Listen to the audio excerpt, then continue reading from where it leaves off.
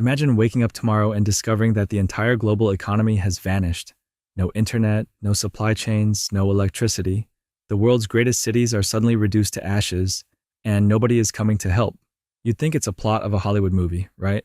But the terrifying truth is, this actually happened. 3,000 years ago, during the late Bronze Age, humanity had it all figured out. We're talking about a highly sophisticated, hyper-connected global superpower network. The Egyptians, the Hittites, the Mycenaean Greeks, the Babylonians. They traded luxury goods, shared technology, signed peace treaties, and built monuments that still defy belief today. They were the absolute titans of the ancient world. They thought they were invincible. And then, in the span of just one single human lifetime, almost all of them were wiped off the face of the earth. Welcome to Lost Eras. Today we're unpacking history's ultimate apocalyptic whodunit, the Bronze Age collapse.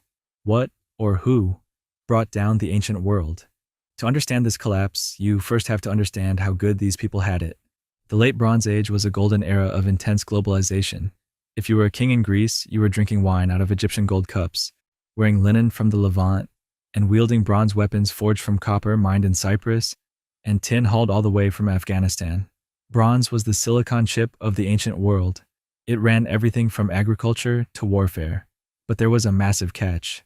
To make bronze, you needed copper and tin, and these resources were almost never found in the same place.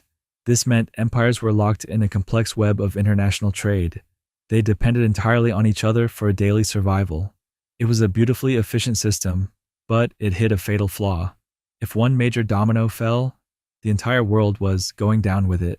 Around the year 1200 BCE, those dominoes started to fall with terrifying speed. It began with desperate clay tablets found in the ruins of the coastal city of Ugarit. The king wrote a frantic letter to an ally, pleading for immediate help. The enemy's ships have come. They have burned my cities and done evil things. That letter was never sent. It was found baked into the ruins of the palace, hardened by the very fires that destroyed the city. Who were these invaders? Historians call them the Sea Peoples.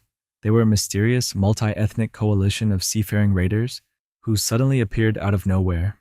They didn't just come to rob. They came with their families and belongings packed into carts, looking for a new home. They hit the Mycenaean Greeks, shattered. They marched on the mighty Hittite Empire, completely wiped out. They even turned their sights toward Egypt. Pharaoh Ramesses III managed to fight them off in a brutal naval showdown, saving Egypt from total annihilation. But the victory left Egypt bankrupt and permanently crippled. The glory days of the pharaohs were over, but a few guys in wooden boats can't effortlessly destroy a dozen massive empires. There was a much larger monster at play. The ancient world was hit by a perfect storm of disasters. First, climate change. Modern climate data proves that a massive, centuries-long drought struck the Mediterranean right around 1200 BCE. Crops failed, food ran out, and famine spread like wildfire. Second, the supply chain collapse. As cities fell to famine and raiders, trade routes snapped. No trade meant no bronze. No bronze meant no tools for farming and no weapons for defense. Suddenly, centralized governments couldn't feed or protect their people. The peasants revolted, and internal civil wars tore empires apart from the inside out. It was a total system collapse. In Greece, the ability to write was completely lost for nearly 400 years. Progress was set back by centuries. But out of the ashes, new ideas grew. Without bronze, humanity learned to smelt a stubborn new metal, iron. New cultures emerged from the ruins, eventually giving rise to classical Greece, ancient Rome, and the foundations of our modern world. The story of the Bronze Age collapse isn't just an ancient mystery, it's a mirror.